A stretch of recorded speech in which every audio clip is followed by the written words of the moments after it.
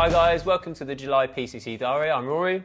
And I'm Stu, and in this month we're going to take you around what we got done, what we're getting done, and all the good stuff in between. So June was a much better month. I've got to be honest, we had a sucky April and May, to be honest. There was a lot of stuff where we'd just been let down by components and stuff and some delivery times, but we got back on it. June was better. Obviously, Stu had broken his wrist last time we saw him at Brands Hatch, so he's had to take some time away from the workshop. But he's been pushing the CAD design in order to get the R18 progressed regardless. The R18 has taken up a lot of this month. A lot of time. The deadline's there. The deadline is the Festival of Speed for the BMW stand. It's going to be there regardless. It's going to look incredible, and I'll be lying if I said we weren't super excited about it, and genuinely excited about it. It's going to be different to all the other R18s on the market. Yeah, 100%. So we'll go in that in a little bit more depth. We'll also add the usual tips and tricks and just show you a quick walk around everything we've got going on in the workshop. So let's get cracking. Yeah.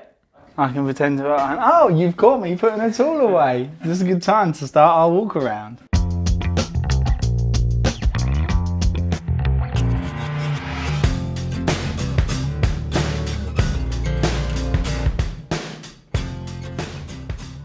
July's workshop walk around. Let's have a look, see what we've got going on. The Urban GS from last month. As you can see, it looks much, much different to what it did when I saw you last month. We've gone with the unit garage R80 style tank. We've gone with the full blackout on all of the silver parts. It's had the full anodized treatment. We've got the Oberon Street Fighter mirrors up here. We've gone in with the gnarly headlight M7 on the front. Super bright, super practical. The absolute go-to mod. The Kellerman indicators on the Urban GS mounts. That's a little top tip and a trick. We're going to do a little bit more detail in that in a later video. Moving along, obviously the airbox removal, which we spoke about last time. Beautiful bike, really, really pleased with it. We're going to a little bit more detail in it in another video, but we're over the moon with it. Moving on to the next one. Okie doke. 68 plate Roadster. This is going to be a cracking build. We're going to go with a beautiful coloured green tank. We're going to keep the gold forks, but we're going to do the full anodized kit on the whole thing. We're going to do the Rhizoma front mudguard setup to give it that real sort of like nostalgic but muscly squat to it. We're going to go with the 5-inch Denali up front with the Bait style headlight. That gives it that nostalgic touch. We've got a beautiful maroon leather with the green pleated and quilted stitch seat going together. And the ever so popular 2x2 Pro Race SR2 exhausts. It's going to be a super cool build, super slick, and I think very much popular one. Okie doke, the GS, the 1150. Not much has happened this month due to the fact that the workshop has been a little bit quiet with my wrist hampering things, but we've managed to get the front on, managed to get the mudguard on, managed to get all the engine shiny bits on. We're still super pleased with it. We've got plenty to crack on with, and July is going to be the month for this one. So stay tuned. As of the August diary video, you're going to see all the details and see it on the deck and out on the road. Excited for that one. Pretty much that's where we're at with the July update. We've got a lot going on with the R18, and that's going to be at the Festival of Speed. So stay tuned for all of that. Look forward to seeing you in August.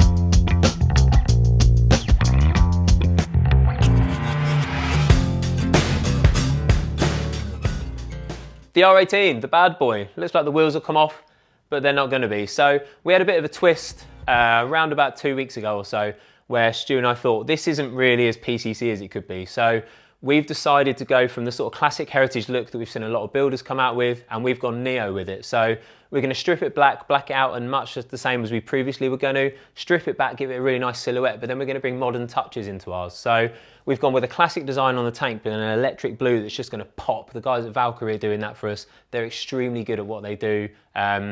So yeah, we're going to let them work their magic to add to our magic. We're going to black out everything else. We're going to go for bespoke exhausts. We're making them in-house. We're one of the few people who have actually taken the time to do in-house exhausts on those instead of just using the OEM headers and then putting cans on. We're going to make the mudguard float. A lot of people are bracing it with some real sort of classic heritage touches. We just want the mudguard to look like it's sat and floating over the rear wheels. The rear wheels, along with lots of the other 719 parts, have come from BMW, and we've stuck some cool Dunlop Elite 4s on those. They're going to look magic. On top of that, we're basically going to do our own seat pan, our own seat, and we're just going to make the bike look much more like a contemporary look, like basically a BMW releasing the last R18 before they decided to go electric, because heritage is classic and it's cool and we do a lot of heritage builds, but we wanted to make it a little bit more something that was true to us, and we wanted to do something a little bit different to everything else we've seen on the market. So this has got to be ready for BMW, delivered on the 8th to the 11th of July at the Festival of Speed. It's one of the biggest motorsport events in Europe, probably. I think they have 250,000 people attend over the course of the weekend. As such, pressure's on, so keep an eye on the next diary and on our socials and see how we're getting on with it. Hello and welcome to another episode in our tips and tricks series. In these episodes we want to show you the little tips and tricks that we found along the way to help you make your build look bespoke and that much different to everybody else's.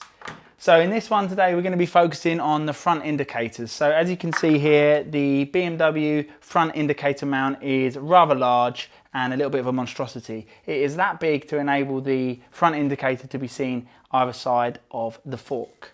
Our solution is the Urban GS oil cooler cover. The Urban GS has their indicators mounted here on the forks, and due to that, BMW have made a nice neat cover to top off the top of the oil cooler.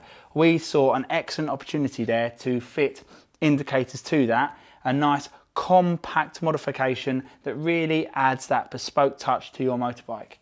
It works with either the Kellerman front indicator or the Motor Gadget 10's front indicator. One is an M5, you want to be drilling that out to a 5mm hole, or the other one is an M8, you're going to be wanting to drill that out to a clearance hole of 8mm. With the 10's, the Motor Gadget 10's indicator, you need to be careful of clearance on the back edge as to where the lip fits within amongst the oil cooler fitment at the very top there. To remove the cover, you need a T25 Torx socket and ratchet. It's not particularly tight bolt, so it'll come out very easy. Something to be wary is on the back here you've got an edge which clips on at the back. It's a little bit fiddly to get to, but a little flat blade screwdriver with a little bit of pressure underneath will pop that off, and then you'll then see underneath is left with the cable. The cable is then cable tied to the frame and then runs up just underneath here. You'll need to remove the tank to get to the plugs properly. So moving on to the oil cooler cover. This is a BMW product, as I mentioned earlier, as fitted to the Urban GS. Please see the text below for the BMW part numbers for the left and for the right. They are handed. Pop down to your local BMW dealership and grab yourself one of those. Once you've got it on, you'll then see that you'll need to find a centre line 10mm from the bottom and 10mm in from the front edge. At that point, you then have your drill hole, add a pilot, and then once you've done your pilot hole, you either want to go M5 for the Kellerman or M8 for the Motor Gadget 10's. It is a really good modification. We've done a little bit more of an in-depth video on the Kellerman and the Motor Gadget indicators. Please keep an eye on our feed for that video. It gives a little bit more detail as the choice of why we'd either go the Motor Gadget or the Kellerman, as they have ever so slightly different features for either more modern or nostalgic. I hope that that helps you. It's a really good modification that we highly recommend, and it's one of our tips and tricks. Thank you very much. See you next time.